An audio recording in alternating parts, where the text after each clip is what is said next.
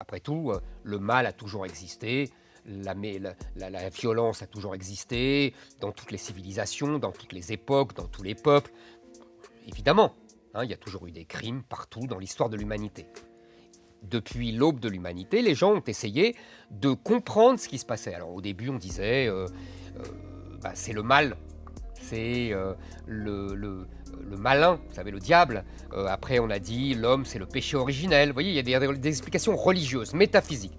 Et puis, au 19e siècle, on a dit c'est la pauvreté. Donc, il faut réduire la misère et on réduira la violence, etc.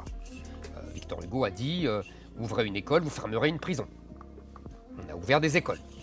Depuis quelques années, les féministes vous disent à chaque fois qu'il y a, je crois, 100 à 150 meurtres de femmes par des hommes, leurs conjoints, leurs maris, leurs amants, etc.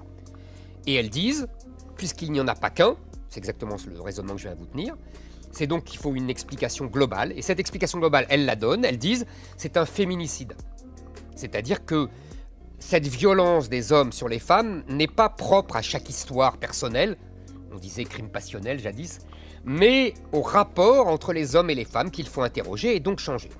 Moi, je dis qu'à partir d'un certain nombre de Elias, de Lola, de Thomas, de, vous voyez, d'Augustin, etc., de Philippine, nous sommes dans un cas global que j'appelle moi un francocide.